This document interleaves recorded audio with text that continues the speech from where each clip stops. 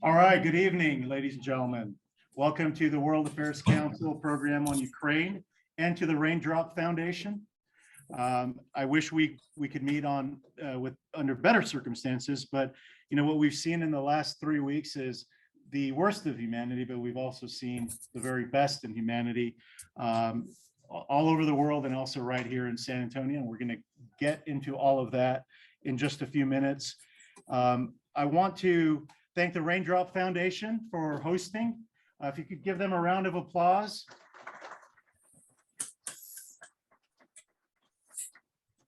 And they have opened up their doors here. They've also given us some treats. So I think we may have to come back and do more programming here. So we appreciate that. Thank you. Thank you to Yasin and Bilal, who have been very helpful in arranging all of this. And you're going to hear, in a few minutes, you'll hear a little bit more about what the Raindrop Foundation is by one of their advocates. We also have World Affairs Council board members. If you could please stand and be recognized. Peggy, JJ, Elizabeth. You don't have to say anything, but just be recognized. Thank you.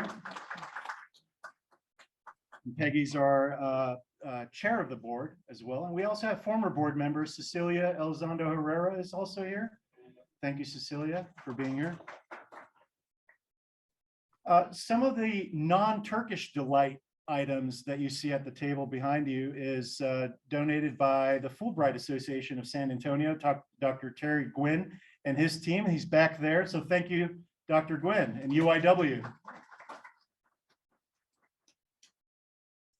We have former District Court Judge Renee Yanta here. So thank you for attending, Renee. Appreciate you. All right. A quick plug about the World Affairs Council. If you're not a member, if you'd like to make a gift, there are items in the back there, right where the food is. So it's been strategically placed for you to find out about membership or to make a gift to the organization. You could scan the QR code on those tables in the back. When, of course, Samantha, who is also with the World Affairs Council, she's back there. She's running the technology. And that's why we could see Ambassador Popadiuk so clearly, and you'll be able to hear him as well. And also thank you to Consul General Minuti, who just showed up, to Consul General to Mexico. So I'm about to introduce a gentleman who's going to tell you a little bit about the Raindrop Foundation, and then we will do very brief introductions about who our guests are. And then we want to jump right in and talk about what has transpired and what is transpiring, and even up what has transpired today. And so we'll be talking all about that. We'll have some Q&A right around 7:15-ish or so, and we will pass the mic around that. Samantha will, if you raise your hand at that point, we'll leave that till the end. And then we'll have a call to action to make donations to help our friends, our brothers and sisters in Ukraine, and there's going to be a QR code for that, and I know Liliya will also talk about that as well. So before we begin, I do want to introduce Mehmet Oguz, who's with the Raindrop Foundation. Mehmet. First of all, I would like to welcome all of you. I'm a board member of Raindrop Foundation and just a member of World Affairs Council. So I believe I have 30 seconds to briefly tell you about this organization. I'm going to keep it short and sweet. So Raindrop Foundation is a place that will connect people to us, and we offer delicious food as well. So if you come to Raindrop, you will see an Armenian, a Turkish, a Kurdish, and Aussie. They can sit around one table and then talk about how they can contribute to San Antonio. Yes, Raindrop is a non-profit organization focused to the education and charitable items. And this is how we know Ukrainian San Antonio. We hosted way back 2-3 years ago, I believe. We have a program called Colors of San Antonio, where we open our doors to different cultures, different faiths. They can come here and introduce their culture, their traditions. Yes, Raindrop is a non-profit organization where people that they can come, meet, and talk about how they can contribute to the city, the community, their family, their own organization. Thank you. Thank you, Mehmet. And he actually had 3 minutes, not 30 seconds, so. All right. And what you're about to see today is basically what the World Affairs Council does, is providing forums like this throughout the year. We do about 2 programs a month, showcasing and highlighting global issues such as the one that's happening right now. But there are other events coming up, so I encourage you to look on our website, look at our membership, and see how you become how you get involved. So I do want to introduce our panel. First, we have zooming in from Washington, D.C., former Ambassador Roman Popadiuk. He was the first ambassador to Ukraine, and I let them know in the beginning that we're not going to go into their biographies. All 3 of them have very impressive biographies, but I do want to highlight a few items. Ambassador Roman Popadiuk, he started his career in the diplomatic world in Mexico City, and after that, he has worked in a variety of areas, including a deputy assistant to the President of the United States, deputy press secretary under George H.W. Bush. He's also got a little bit of Texas in him because he was the executive director of the George H.W. Bush Library in College Station. He's also authored a book, The Leadership of George Bush, and he has also served on the World Affairs Councils of America board. So thank you so much, Ambassador Popadiuk, for joining us today. My pleasure. We have Dr. Rosa Aloisi. She's an associate professor in the Department of Political Science at Trinity University, and she teaches in international politics, international law, and human rights. How fitting, right? So Dr. Aloisi is here. Liliya Colston, she's the co-founder of the Ukrainian Society of San Antonio.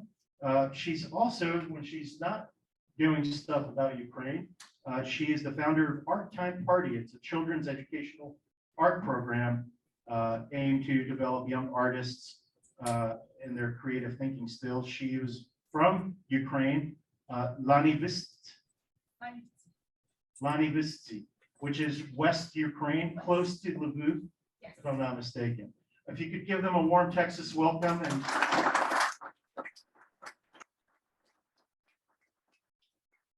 so we'll spend about, like I said, about 30 minutes discussing what has transpired, and then we will take some audience questions as we go along. I think the best place to start is what happened today with the president addressing Congress and a plea to help the people of Ukraine.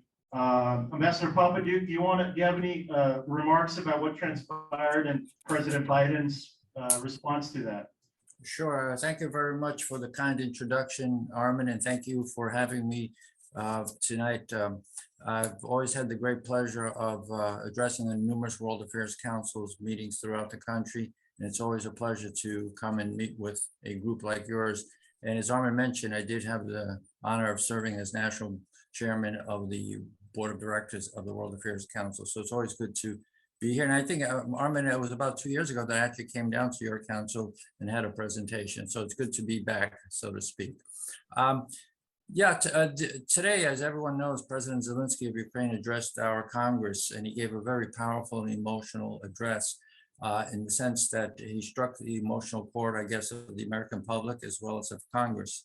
2 things that come to mind readily are the devastation that has hit Ukraine through the Russian aggression, and he graphically illustrated that with the video that he presented.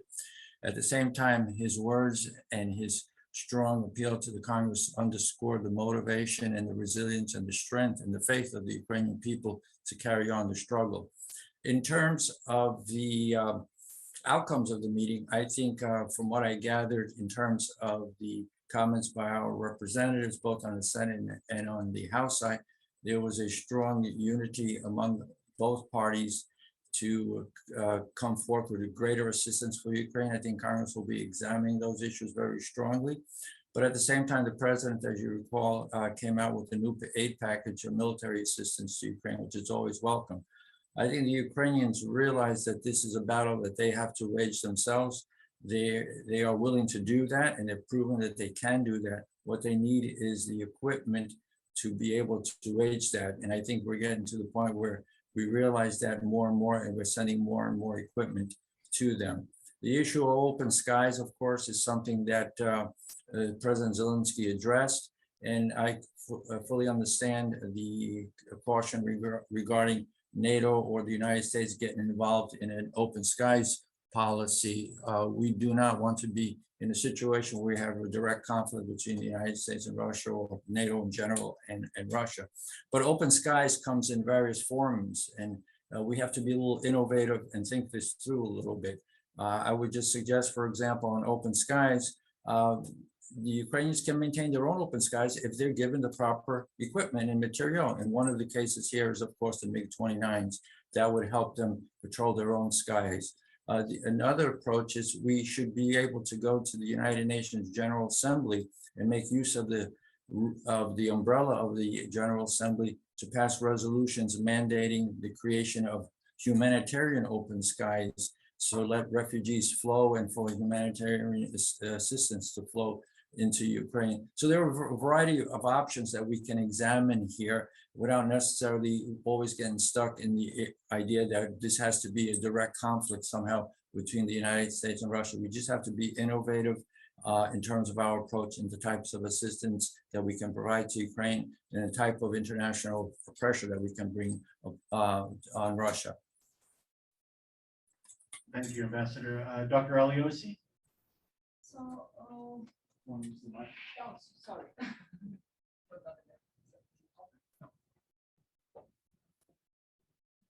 Hey, Armin? Yep. I'm sorry, I can't Turning hear on the anything. mic. We're turning on the mic. Oh, okay, I'm sorry, okay. While they're doing that, I want to thank also our local media who's here. We got Spectrum, KENS 5, KSAT. Am I missing someone? News 4. Thank you. Thank you all for being here. So yes, I do appreciate you all for covering this. No. It is, but you need to speak up. I need to speak up even more. Oh, okay, right. Okay, thank you for. So when it comes to what happened today and following former Ambassador words, I think that one of the issues that we need to put into context is the fact that up to this moment, there has been a little bit of cautious behavior from the international community, just because, again, I'm seconding the same words as former ambassador about the possibility of a direct confrontation between NATO, United States, and the Russian forces. It seems like we want to stay away from that type of situation for obvious reasons. Now, if we, however, think about the United Nations General Assembly, if we think about the action the United Nations General Assembly can take, and we go back to 2 weeks ago, for example, when the United Nations General Assembly adopted a resolution condemning the actions of Russia in Ukraine, we can think about some type of solution, some type of intervention that, in a sense, can isolate politically Russia, but it can also force Russia to move their troops away from Ukraine. The resolution that was adopted a couple of weeks ago, which was following a deadlock vote within the United Nations Security Council, because of course Russia vetoed that resolution, was a resolution that was taken within. Thank you. Okay. So there is I still need to speak up a lot. As I was saying, that resolution that was approved a couple of weeks ago was a resolution that was passed within the framework of Uniting for Peace action by the United Nations, which was approved in 1951. Now, that resolution, the Uniting for Peace resolution of 1951, does give the authority to the United Nations General Assembly to actually take all necessary measures to restore peace and security, global peace and security, including, similarly to what can the United Nations Security Council do, even the deployment of troops. it will be strongly advised by the United Nations General Assembly to actually still keep implementing these type of resolutions in order to, in a sense, condemn vigorously the actions of Russia. Zelensky appeal to the United States Congress today was very emotional. I do, however, think that there is an international collective responsibility to intervene beyond the United States actions. Thank you, Dr. Aloisi. Liliya? Well, I want to say that Ukrainian people are stronger than anybody thought they are. Unfortunately, we showed the world our strength under these very, very tragic circumstances.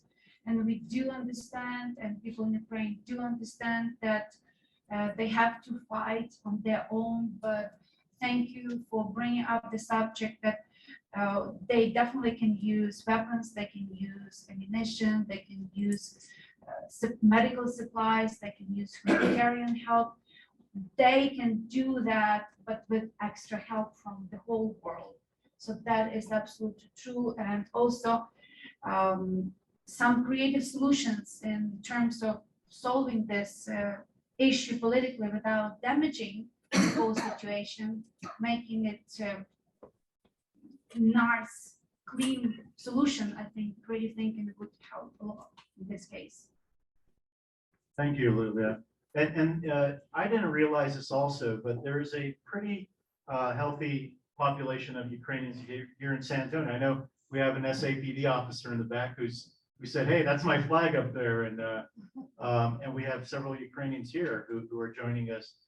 Let's work backwards and maybe talk a little bit about your connection to Ukraine, and obviously you're Ukrainian, but any personal family members, situations that they are challenged with during this crisis?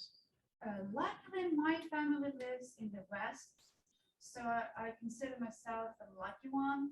I'm not so lucky, my family not in good health, so they could not move, and they cannot go to a bomb shelter because there are no bomb shelters. There are just basements with no ventilation. And everybody keeps telling me, please tell them not to go, because if the building gets bombed, they will, and everything is destroyed, they will simply die from suffocation. So in that case, maybe it's not so great for them to go to the basement with 1,000 other people like they've been doing. And it's very difficult, emotionally very difficult, especially for older people. My mom is 83 years old. And what I kind of want to talk about from my personal experience, so I hope everybody will understand that our efforts, our hearts, first of all, are with people who stayed in Ukraine. And who stayed in Ukraine? People who are old, people who live alone. They have no transportation, no way to cross the border. People, even those young mothers who stayed because their husbands are fighting, so they want to be close nearby in order to keep being connected with them. And for other reasons, a lot of people stay. And one of the reasons, what I love seeing, a lot of movie stars, a lot of Ukrainian media stars, you might want to say, they stay to support the public. One of my favorite singers, I see him going to the shelters and just singing, sitting on a chair and giving these concerts to support the spirits, to be there with them. And I love seeing that. And to me, and what we actually have been mentioning before, we think Ukraine is being reborn in terms of as a nation, as a community, and many people are surprised that we had it in us, in them, I guess over there, since I'm not with them right now. But they are very strong, and we will fight this war with all that we have. And I want to be the one who will help them in their fight against evil. So that's my personal connection, but we also have a lot of group members whose families are in the East, and they were being bombed, and they were in shelters, and once they figured out the pattern of bombing, once the pattern kind of slipped, and it was actually quite interesting because during our peaceful rallies, I was asking, how's your sister doing? Actually, my friend and co-fighter, Tatiana, she says, she's under the car and she's hiding under the car because they didn't make the shelter and the bombing started. So we all waited for her to respond because we didn't know if she was going to respond at all. So we, as of right now, we all live in fear, but also big hope and pride with our Ukrainian sisters and brothers over there. They all have families in the East, in the West, all over Ukraine. We feel for all of them, the old, wounded, and kids. Especially my heart as a mother goes to all those orphans in Ukraine. And that was actually my very first donation I made. I made my donation to orphans because, like, you know, my heart just went out. What those orphans might feel without having mommy and daddy at least to hug them and tell them it's going to be okay. They have only a couple of teachers helping them. Some of them are being evacuated. So, and I see pictures that the evacuation was successful. That makes me very happy. But there are a lot of different issues that will need to be addressed, and we will talk more about that in the future. Thank you, Dr. Aloisi. I would like to follow Liliya's point. We are in front of one of the worst humanitarian situations following World War II. Filippo Grandi, who is the representative, actually High Commissioner for Refugees, said that he has never seen so many refugees in such a short period of time. Just in the first week, we have seen thousands of people fleeing Ukraine, and as Liliya was saying, what is dramatic is that many of Ukrainians cannot flee the country. What I would like to do following this very emotional intervention is speaking of the fact that beyond the fighting and beyond the politics that we are all witnessing is a violation of the humanitarian law. It is a violation of humanitarian law. It is a violation of the United Nations Charter principles. Russia is violating one of the basic tenets of the United Nations, which is respecting the territorial and political integrity of a sovereign country. Because it does not consider Ukraine a sovereign country. It considers Ukraine ancient Russian soil. And that's problematic. That rhetoric is very problematic. It can trigger a snowball effect into the minds of other leaders to reclaim land that once was there. But then there is humanitarian and human rights aspect. I thought about the instruments that we have at our disposal to actually help. And of course, humanitarian assistance is one of that. But we have a responsibility to protect doctrine. And it implies the international community responsibility. I'm already repeating myself on that, but I think it's extremely important to intervene when a population is in danger. And this is the case. So the human suffering is what should be put at the forefront of our conversation, because we are now entangled into the politics and the diplomacy beyond the fighting. But I think that one of the major motivations for us to intervene in this situation is the human suffering, what is happening on the ground. So, yeah. Thank you so much, Ambassador Popadiuk. Sure, I think Rosa and Liliya are very strongly and emotionally underscored the human side of this conflict, the suffering that is taking place and the displacement of people that is taking place. Before the program started, Lily and I were talking about the growing Ukrainian American community in the San Antonio area. And those of them who are watching, I greet all of you, and I assume that a lot of them probably still have relatives in Ukraine, definitely probably have friends in Ukraine, and I hope that they're all doing well and are safe under the current circumstances. Speaking about the humanitarian issue that Rosa was addressing, we all are very cognizant of the 3 million or so current refugees that have occurred as a result of the Russian invasion. But I would like to point out that Ukraine has had a strong humanitarian problem for many, many years. So after the 2014 Russian attacks, there were approximately 4 million people that became refugees and mostly internally displaced people. In other words, pushed out of the Donbass or as a result of the Donbass separatist battles and as a result of the Crimean conflict there when the Russians went into Crimea. There were millions of people that were displaced and homeless and had to be resettled within Ukraine. And that was a big strain, not only on those individual families and individuals, but also on the Ukrainian government.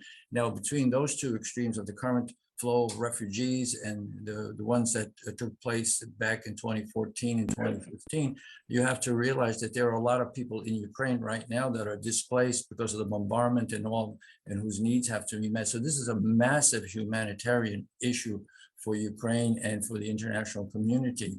And it's something that's kind of being lost. So I do know that the 3 million refugees are what are getting a lot of attention, but Ukraine has a massive humanitarian problem all around. I myself, picking up on what Liliya mentioned about people in Ukraine and all, I myself have relatives in Ukraine, and I try to stay in touch with them as much as possible. And so, the last that I've heard when I spoke to him about a week ago this past Sunday, relatives on my father's side, cousin, everybody was safe and sound. I also have a goddaughter in Western Ukraine. They're all based in Western Ukraine. So for the current situation, they still seem to be in safe and sound condition there. But it's a day-by-day process, and there's a lot of emotional stress on everyone involved. Thank you, Ambassador. And I have just a few more questions, and then I do want to open it up to the audience. One of the questions that has come up is, and if it's open to whoever wants to start, but it's the thinking, if you want to call it that, of Putin. What is going on there? What do you think he's thinking? What's the rationale, if that's the appropriate word to use? But why now? What are your thoughts about that? Are you talking to me, Armin? Yes. Oh, okay. I just wanted to make sure. No one can really fathom as to why Putin is doing this right now. You can do a lot of theories on it. I think the important thing is, what is his goal? And I think that will kind of answer some of these questions. It's been very fashionable over the past few weeks to paint Putin as possibly being unbalanced, irrational, and not in touch with reality around it. I'm not a psychologist or psychiatrist or a medical doctor, so I'm not going to pass judgment on any of that. But I would say that he's probably none of those. He's got a very clear-headed view of what he wants. And I would point back to that July 2021 article that he published regarding the relationship between Russia and Ukraine, where he basically, and here I'm summarizing it as best I can, where he stated that Ukraine is not a real country, it never was a country. It's composed of various separate geographic areas, and that there's no, that the Ukrainian and Russian peoples are one peoples. So historically, the two peoples have shared a common ancestral root with Kiev and Rus, as well as the birth of Orthodox Christianity that both peoples share. So that, I think, has led to a situation where the Russians have always viewed the Ukrainian territory as something that is theirs, and that the Ukrainians are basically a peoples that are similar to them or part of them, And therefore it's a kind of a right of the Russians to maintain that territory and hold it. You have to realize that throughout the centuries, the Ukrainians were persecuted by the Russians under the Tsars as well as under the Soviet system. I'll just point to a few circumstances. Like in the 19th century, I think on 2 occasions, the Ukrainian language was outlawed. In the 1930s, under the Stalin regime, the Soviet Union instituted an artificial famine under which millions of Ukrainians were starved in order to subjugate them and to break their will. So the Ukrainians have been used to this over the centuries. And so at the same time, when you look at it, going back to Catherine the Great, the settlement of Eastern Ukraine with Russians and other groups, the Russians came to call that area Novorossiya or New Russia. And so they've always kind of over the centuries seen that as part of their territory and all. So I think to a great extent, a lot of this is cultural, historical for Putin and the Russian government to try to seize a territory that they see as rightfully theirs from a historical perspective. The other thing you have to realize that's motivated them to a certain extent is the actual fear of Ukraine becoming a truly democratic and truly independent country that leans toward the West. So I think this issue of NATO is an artificial issue on the part of Putin and even the EU. What Putin fears is a Ukraine that's pro-Western, even if it's not in NATO or the EU, that is pro-Western and is a strong democracy and maintains links to the West. This is something that he cannot fathom because of the traditional authoritarian structures that Russia has lived under over the centuries. This kind of example can ignite a greater sense of reform and movement toward reform in Russia itself and threaten the foundations of the type of authoritarian structure that Putin has maintained and continues to want to maintain. So I think that mixture of events, I think, is what really motivates a lot of this activity on the part of Russia toward Ukraine. Thank you. Anything to add? Can I just add two? I think that is a fantastic and perfect analysis that Ambassador Popadiuk just offered of Putin's intention. I agree with him that we are not dealing with someone that is insane or that is delusional. There are two aspects that I would like to point out about the leadership of Putin. Putin has been in power for 22 years, and that makes a difference in the leader's mind. At a certain point, leaders believe, after being so long in power, that they are invincible, that they can do whatever they want. He's going to be going up for election in 2024. It might be also a way for him to think that he's going to be restating his power and he's going to be incrementing his support base. I don't know how that is going to work, but we are also dealing with a former KGB individual. And there is lots of training there. And so it's very difficult, again, to understand exactly what his intentions are. But the way he deals with individuals and the way he deals with humanity, generally speaking, is very much aligned with the way KGB agents are trained. So that was the only two things. Thank you. Lily, do you have anything to add about Putin? I think you covered it all in great details, historically and politically, and I've been listening to a lot of different ideas on that specific question, why now? And if I would answer it, he has been for the last 22 years, not the president, but Tsar. They rewrote constitution for him to do that. And I mean, who would do that? They say they have democracy, but how is that democracy if he's the only one who has too much power for too long? And also another aspect that we need to think, he got away with so many other things and no punishment, no, I mean, he could just do whatever he wants and everybody's just gonna wave and say, good job.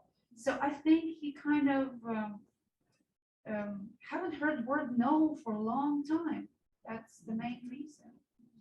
And too much power. Thank you. I have one more question and we'll, Bilal, Samantha, if we could have that microphone for to pass around the audience. I don't know if there's an extra one. What about the people of Russia? Because there are a lot of boycotts of this and boycotts of that, and the sanctions and that are going to impact the people. Can the three of you talk a little bit about the distinction of the government versus the people? Yeah, I'd be happy to take a stab at that, Armin, and lead it off. I think we have to be very careful because you rightly point out that there are demonstrations, anti-war demonstrations in Russia, and they've touched upon many, many cities throughout the whole country. But the number of people that have showed up in these demonstrations is not huge numbers.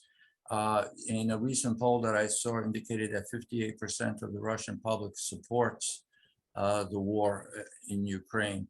So I think as things stand now, there's a general sense of support because of the internal propaganda machine that Putin has unleashed on his own people. There's a sense that the narrative he's put forward that Ukraine has to be invaded and fought for, and that he doesn't even call it a war, as you know, he calls it a special military operation. So right now, I think the general populace basically supports the war in general. It's like I said, 58%. That's not a huge number, but it's still a majority of the people. The other thing you have to be careful about, you're absolutely right. Sanctions do touch mostly the common people. It's not going to touch the ruling elite as it would the common people, but a lot of the jobs in Russia are related to the public sector and the state enterprises, and those people would be supportive because it wouldn't touch them that much. They would not be losing their jobs. A lot of jobs are being lost because American companies, Western companies are pulling out and closing their shops and closing their stores and closing the restaurants like McDonald's, for example, in the US. So those people are definitely being hurt, but those that are associated with the state enterprises and public jobs in Russia are not being hit as of yet, as far as I know. So I would say right now, it's the general public is kind of neutral toward or leaning towards continuing support of Russia. Time will tell. Things could change in 24 hours.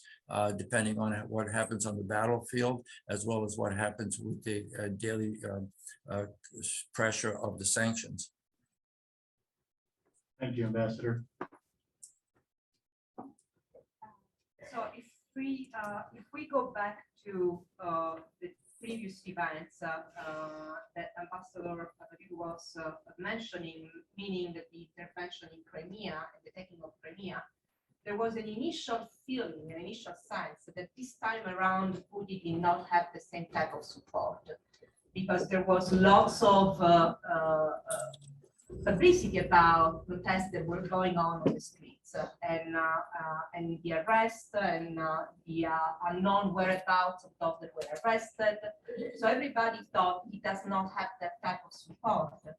But it seems that this type of behavior is fading away with time.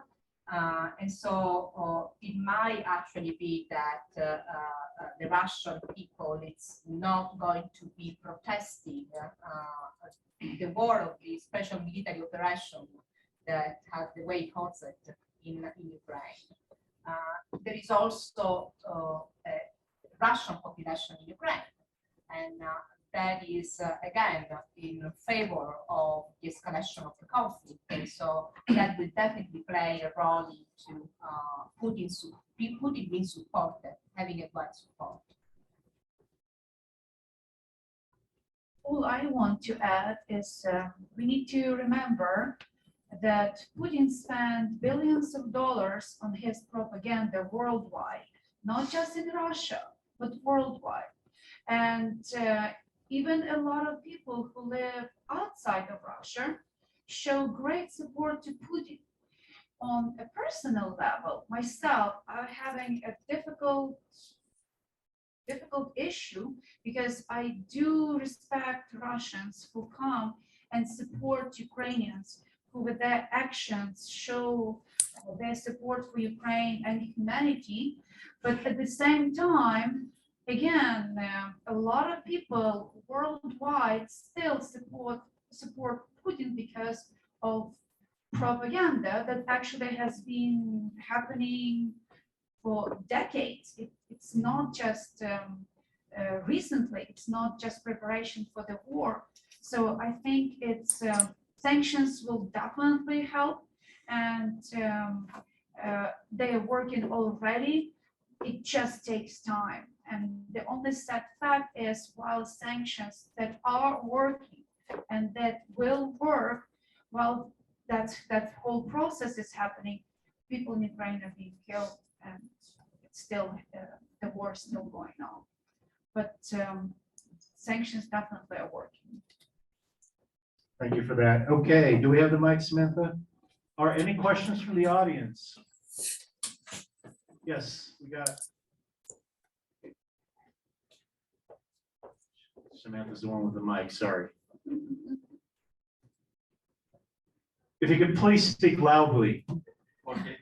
Can you hear me? Yes. So in 2014, Secretary, he wrote an article, The Rise of Putinism. And we know that this is coming. Anyway, Putin, he will invade one of his neighbors. But we wait for him to invade Ukraine and we take action. So my question is, why US or you or NATO members, they didn't take action before it was happened? And do we need to wait another genocide or war or million of displaced people to take an action?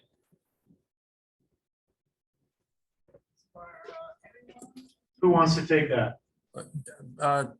Armin, can you repeat the question? I couldn't hear it very well. Why, Why we are waiting to take action? why is the international community, specifically the US, taking so long to take some kind of action when clearly things are, they're pre-genocide, if not genocide happening already? Why the reluctance? Okay. No, I think that's a very good question and very fair question. I don't think anybody really knows the answer at this stage. I think history is going to have to examine that and maybe come to a conclusion on that. I think it's very frustrating, not only to the Ukrainians, but to a lot of people outside of Ukraine regarding, for example, U.S. policy. We spoke about swift and severe sanctions, for example, yet at the same time, it took us a while after the initial bombings of Kiev to come out with the sanctions. It took a few hours and they weren't comprehensive at all. And so we've had a series of sanctions rather than coming out, like we said, swift and severe sanctions. So it kind of dripped and drabbed out. The sanctions are getting more powerful and are powerful now. We could use better sanctions, still more extensive sanctions, in my opinion. I think the classic case of waiting is the time frame before the actual invasion, when we, for a number of weeks, were able to state to the international community that we knew what Putin was up to, that he was going to invade Ukraine, that we thought he would do a false flag operation, et cetera, that he was moving his forces. Well, the question that comes to mind right away, if we knew all this, why didn't we give the Ukrainians the assistance back then? Maybe this could have even prevented the war. We could have given them the MiGs and other equipment. So that's going to be a question for history as to why we did this. In the first stage, I think a lot of it was premised on the idea that we didn't want to get into a wider conflict, or we thought that by these kinds of actions, we might be able to blunt Russia from actually undertaking an invasion of Ukraine. No one really knows at this stage of the game, but I think a lot of it was premised on the idea that we didn't want to precipitate anything, to provoke anyone, and that in the long term and even in the short term is the wrong policy. When you have an issue where you're dealing with someone that's going to be an aggressor and wants to launch aggression, you have to face it face on. And that doesn't necessarily mean you have to go to war. There are other things you could have done, as I mentioned, given Ukraine the weaponry before the actual war, to make the cost benefit analysis that much higher for the Russians. Thank you, Ambassador. I think we have a question right here. Hello, everyone. My name is Linda Fernandez. I'm here as representing the Eastern Stars. And my question is a humanitarian question. We have recently heard reports of human trafficking of Ukrainians and also reports of Ukrainians coming into the United States through our open southern borders. It would be terrible that upon the horrible situation that Ukrainians are facing, that to add salt to the injury, that certain groups would exploit their situation of trying to save their life. Good question. You want to take that, Dr. Aloisi? Yeah, and I think, if I may, it seems the statement that something that is happening right now, we know that. We know for sure that a war for human traffickers is an opportunity, it's not a disaster, it's not Exactly. something tragic, it's an opportunity for them. And we have been witnessing this in all conflicts. Every time there is an issue with borders and with crossing borders and refugees trying to find safe haven in other countries, we see exploiters right there waiting for that to happen. Now, there is a strong presence of the High Commissioner for Refugees right now at the borders, trying to avoid an escalation of a similar situation that we've seen in other countries, but it's very difficult. The operations of traffickers are covert most of the time.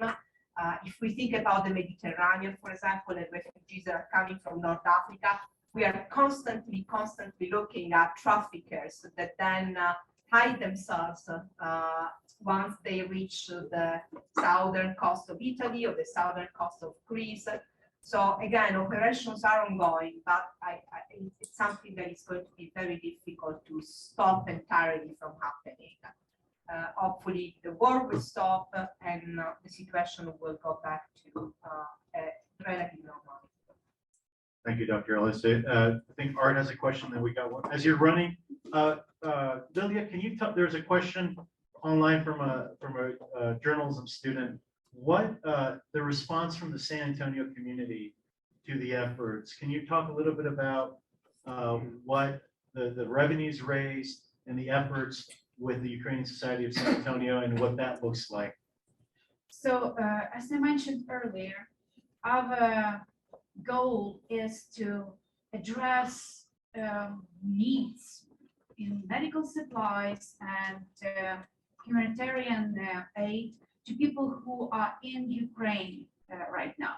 People who cannot move, and those supplies would be delivered to them. So to establish actually a very nice and strong connection, not just from the point of dropping off whatever people bring, but also have somebody over there in Ukraine picking it up, distributing it, and actually delivering.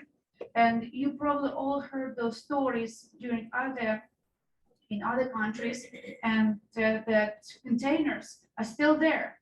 All help that was in a container was not picked up. There was nobody to pick it up. And we don't want that to happen. So that's what we're working on, to have a nice chain from point A to the person who actually receives. Because again, we are receiving information that it's not distributed, or it's not distributed, so it doesn't get to people, it gets lost somewhere out there. So a lot of those things, again, part of the war. We don't want to repeat the mistakes that already happened. We want to avoid them. So that's why we are trying to figure out the way for somebody in Ukraine to pick it up, to distribute it and deliver it to the people who are in need. Because, you know, a lot of people in hospitals, they need medical supplies, and those medical supplies are very specific. So that is what we're doing. We're collecting money, we're doing fundraisers to send those medical supplies. And Samantha has our QR code for our organization and the link where you can donate money that would be spent on medical supplies. And again, that's a specific list, because many people say, I have Band-Aids, I have this, I have that. Unfortunately, sometimes those lists what we have at home, it's not on the list what people need in Ukraine. So that's another thing and another issue. Instead of just piling old blankets and again, whatever supplies you see on sale at Walmart or HEB, it might not be exactly what it's needed over there and what is actually needs to be shipped overseas, because prices are going up. Shipping is like, it's becoming extremely expensive. So we need to be very careful what that money is going to be spent on, how it's going to be shipped, and very, very important, how it's going to be picked up, delivered, and distributed. So that's what we're working on. Thank you, Liliya. Art, do you have the mic? I do. Go ahead. And then we'll go here, and then here, and then there. I hope we remember that. Art, go ahead. Thank you, Roman. I'd like to ask two things. First of all, with respect to refugees, has the United States government taken a position on whether Ukrainian refugees will be freely admitted to the United States? And second, the negotiations between Ukrainians and Russians that I think are still continuing, do you know if those have explored the possibility of humanitarian airlifts into places like Mariupol? Did you get that, Ambassador? No, I didn't. I'm sorry, I did not, Armin. I think I lost some. Hello? Nope. Okay, well, the question was refugees and what the administration has done to welcome them, or where are we at with accepting refugees? Well, I think the United States made it clear that we'll be accepting refugees, and we're going to try to facilitate the resettlement of refugees as best as we can. I think the primary concern right now is to try to ease this refugee situation in the places where they are, whether they're in Poland or Slovakia or other countries that they're moving to make sure that their basic needs of, food, shelter, and clothing are met. So I think that's the first need that needs to take place, and we're working very hard on that. And as Liliya pointed out, it's not just only the Ukrainian American community that's involved in these efforts, but it's a worldwide effort by numerous NGOs that are assisting the flow of humanitarian as well as medical assistance into Ukraine. But I don't know the specifics of the U.S. government policy in terms of outside of the broad outline that I said that we'll be welcoming refugees and numbers. I can't give you an accounting of what numbers we'll be accepting, but I think we'll try to facilitate the resettlement of as many as possible.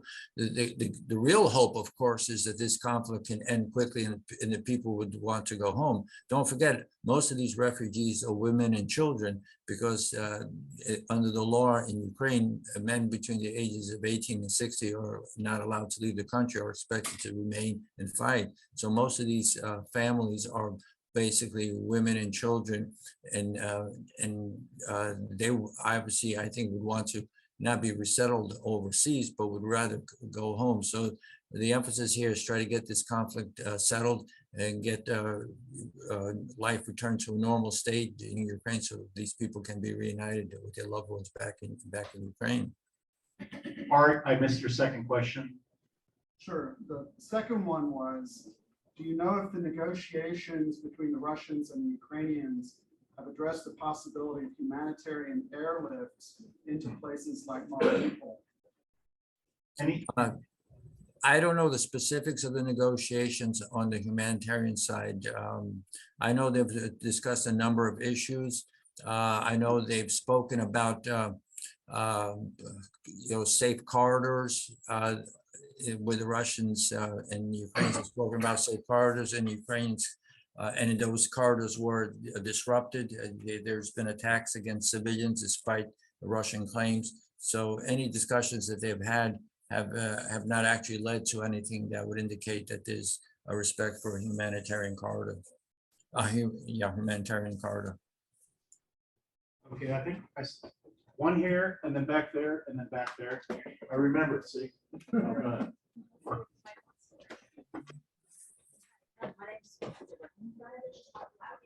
Okay, my name is Jenny, and I'm wondering, my understanding is that the UK, the US, and Russia made an agreement with Ukraine in the 90s to take Ukraine's nuclear weapons, and in exchange, we would provide security against aggression and for Ukraine. why is no one talking about that? And it seems we have a moral duty in the United States to protect security of Ukraine since we took away their weapons.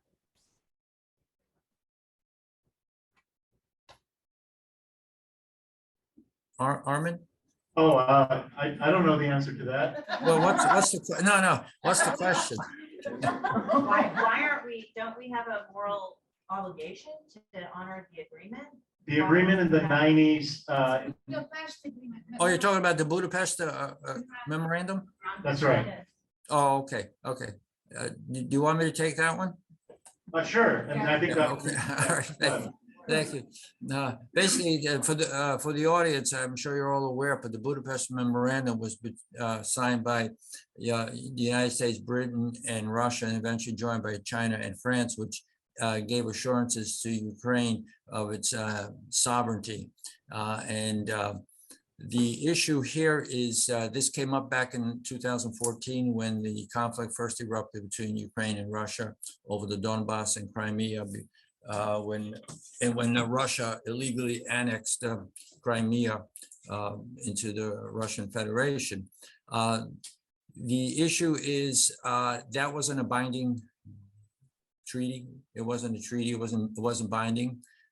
It was a statement of assurances. It wasn't a guarantee, and that was provided to Ukraine in return, largely, I would say, in part. For Ukraine having given up its nuclear weapons. And Ukraine wanted some kind of assurances or guarantees that its sovereignty would be recognized and protected. And the most we could come up with was basically a statement of assurances that these states would maintain the sovereignty and guarantee and respect the sovereignty and territorial integrity of Ukraine. Obviously, that didn't happen in 2014. It's basically a non-starter in terms of discussions now because it wasn't, applied back in 2014. The issue of nuclear weapons, and this is where it gets tied into, because the census, and we've heard this in the news over the past few days in some sources, I think people have spoken about this in a variety of ways, that if Ukraine hadn't given up its nuclear weapons, this kind of situation would not be occurring right now. Well, one of the things you have to realize is that while Ukraine was the third largest nuclear force in the world after the breakup of the Soviet Union, after the United States and Russia, the nuclear weapons were not under Ukrainian control. All the launch codes were in Moscow's control. So that was kind of a moot point to discuss the possibility of Ukraine retaining those nuclear weapons. Then, of course, there was the issue of maintenance of the weapons and the technical capabilities for maintaining them. And even during the time I was serving as ambassador, there was the threat of some of the missile warheads leaking. So and with the memory of Chernobyl, this was a major concern to the Ukrainians. So, I was involved in both instances. I started the process of the discussions of what came out to be the Budapest Memorandum. So I'm very familiar with the process and what it turned out to be. Unfortunately, while it was negotiated and the big powers supported it, it wasn't adhered to, and that's unfortunate, and it's kind of a black mark against the international community for having kind of ignored that. And this goes back to 2014, so it's not something that's really new now. Dr. Aloisi, I think you had some comments. Yeah, again, I knew that it was part of the making of the agreement, so I wasn't going to just step in immediately and waiting for the expert to actually say something about it. Again, there was a reason why that was a memorandum, and it was a mutual assurance, and it wasn't an actual agreement, because there was not a real commitment to do that, and it was made. And again, the ambassador can of course correct me if I'm wrong. Probably with the reason to avoid a nuclear war, which might happen if there was still a nuclear capability around the area.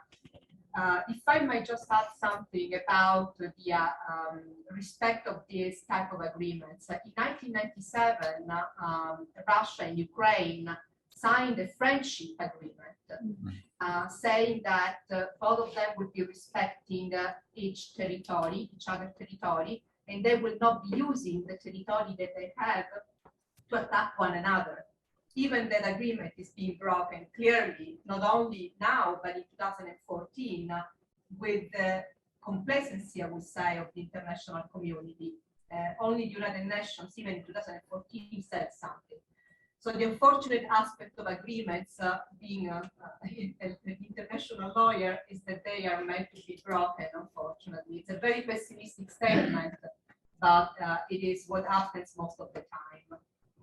Thank you. And there's a question here somewhere. Yes, you have a mic? Thank you. Hi, my name's Melinda Tofitsky, and my question is, when we all saw the Channel 1 reporter, Marina Olsyanova, walk onto the stage and start chanting, "No to war, stop the war," we all thought that was the last we would see of her. What do you think her fate will be?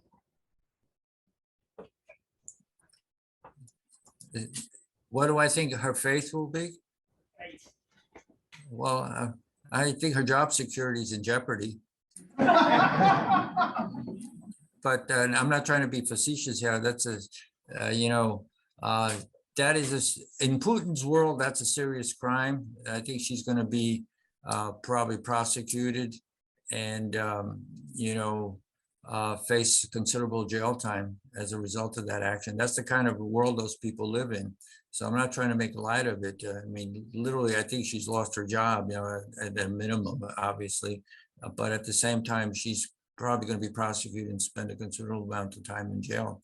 If anything, as an example, to cow the rest of society not to even think of undertaking these kinds of activities. But I do have to admit, that was a very brave act on the part of that newswoman to go out and to openly appeal to the Russian people and to call attention to what is going on in terms of this useless, senseless war that the government has undertaken. So I commend her and compliment her very, very highly. She's a very brave young woman. And I think her memory will be something that people will talk about, or I should say her deed is something that people will be talking about. And I think she'll serve as an example to a lot of other people throughout the Russian Republic.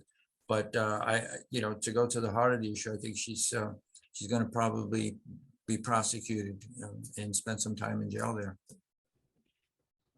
Just a very quick note. I do rely on multiple sources of information, and this morning I was reading the Italian news agency, as you can imagine, and it said that she was brought into court and she was fined. So she actually reappeared because we didn't know her whereabouts for about 2 days. There was lots of international attention on it, and it seems that she's been fined, but I do think she's going to lose her job. I believe that the question that we want to ask is, if that is true, that she's been released and only fined, is why? Because it doesn't align with the behavior that we would be expecting from the government. Well, Rosa, if she gets fined, that would be a change, but one could see that possibly Putin would undertake that kind of action to show his his liberalism, for lack of a better term. Absolutely, because what I said is something that one would definitely expect in the international community that the international community would expect for the regime to undertake. The issue is, hopefully, if that's all it is, then I'm glad. As they say, I'd rather be wrong than right in situations like this. But I wasn't aware of the circumstances you just outlined, and if that's accurate, and I have no reason to doubt it, that's a good move for her personally. I'm delighted to hear that. But I think it's a reflection of Putin realizing that he's got to bend a little bit here to show a good side, if you will, if you allow the term to be out there. But that'll be good news. Yeah. Hi, good evening. My name is Derek Kabaki, retired First Sergeant. My question is for you, Mr. Ambassador. Goes back to the question that Armin asked regarding what was Putin thinking? Because everybody, I mean, that's the question of the day. And I dedicated a chapter of my thesis to both Ukraine and a separate one to NATO enlargement just last year or about a year and a half ago when we discussed NATO. You mentioned that his discussion and his statement of concern about NATO is artificial, that that's not really a driving force. But we know that he has been discussing NATO and the threat to NATO, or the threat NATO poses to Russia in his eye, going back to when he replaced Yeltsin on New Year's Eve of '99. We have Secretary Baker meeting with both Edward Shevardnadze and Chairman Gorbachev back in 1990, where they talked about NATO expansion. So do we really want to say that it's an artificiality with this NATO expansion, that he does in fact perceive NATO as a threat, as in 1990 it was a 15-member nation, a 15-member coalition, shortly 16 with Germany joining us, and now it's 30. Right. No, I stick by my comments. I believe that NATO expansion is a pretext for him. And let me just elaborate on some of these points. The discussions that you referred to back in the early 90s with Baker and the Russian leadership, there was no agreement regarding the expansion or non-expansion of NATO. That's the first thing. The second thing, you have to realize that NATO, while we say it's a defensive, it is a defensive organization. That's easy to say, and you can say, well, the Russians won't believe that, but there are a number of things that follow after that. Number one is NATO is very transparent, and Russia has been incorporated into a number of its organizations and participates in a number of those organizations. So it's very clear for them to see how NATO was operating, what the uses of NATO were. So it was never seen. It never could be seen as a threat, from my estimation. The other thing you have to realize fully is that NATO itself, while it kept talking about expansion into Ukraine, it never really extended any real invitation to Ukraine to expand. And after 2014, after Crimea was illegally seized by Russia and the Donbass also seized, the chances of NATO allowing a Ukraine that has territories controlled by an outside country diminished considerably. So neither in the short term nor in the medium long term, if you permit the statement, would there be a possibility of Ukraine joining NATO, even though Ukraine did express interest in joining NATO. And from the Russian side, I have to say, we could have made the same argument. In 2018, the Russians put in their short-range nuclear-tipped missiles in Kaliningrad, which is their territory that they control, and it sits between Poland and Lithuania, right in the heart of NATO, so to speak, you can say. So those are nuclear-tipped missiles. And the Russians, over the years, have created their own equivalent of NATO, their treaty, which includes about not only Russia, but Kazakhstan, Belarus, and a few other of the former republics. So they've had their balancing act on their side of the fence that we could point to also, but we never did. So I think people can point fingers back and forth over this divide of NATO, and I still think that the real motivation for Putin was the desire to get what he sees historically as Russian lands, and the fear of Ukraine actually moving to the West, irrespective of NATO and the EU, because it would be a threat, as an example, to the Russian people. So I still stick with that point that I expressed earlier in the conversation. Thank you, Ambassador. I think Dr. Aloisi has Just a quick point to that. In 2004, if we look at the map close to Ukraine, in 2004, Poland, Hungary, and Slovakia, please correct me if I'm wrong, I think they all joined the European Union, they became member of NATO, and there was no reaction at that point. There was this buffer zone in Belarus, and then there were the election in Ukraine, the same year. And that's when Putin got involved into the elections in Ukraine between, exactly.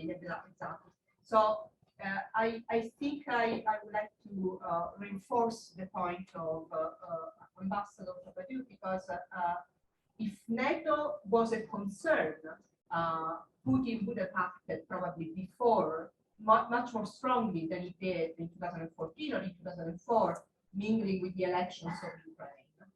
At least that's my opinion.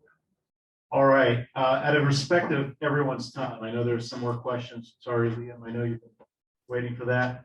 I know the panelists here who are in person are happy to stay for a few more minutes. Ambassador Popadiuk, I know it's 9 o'clock Eastern, and you've had a lot of interviews, and I'll put you up for some interviews. Thank you so much for making time. No, thank you. Thank you. I enjoyed it. Rosa, really nice meeting you. I wish you all the best. Enjoy the hors d'oeuvres afterwards, okay? Thank you so much, Ambassador. Take care. Bye. Take care, everyone. Bye. Thank you all for being here. And like I said, they're welcome to, they've agreed to stay for just a little bit. There's also a lot of food, if I'm not mistaken, right? So please help yourself. There's coffee. There are cookies and vegetable trays provided by the Fulbright Association. Thank you again, Dr. Glenn. And of course, some Turkish delicacies by the Raindrop Foundation. Of course, Liliya is here to answer any questions about how to help directly. We have some local entities that you could contribute to. There's some global entities. And of course, she would be happy to answer your question. Dr. Aloisi and Liliya, thank you so much for making time to be here. If you could give them a round of applause.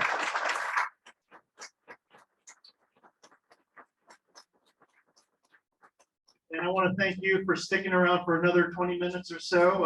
This is a very important topic, and we really appreciate you all for being here. Thanks to my board, thanks to the Raindrop Foundation, and again, thanks to the Fulbright Association.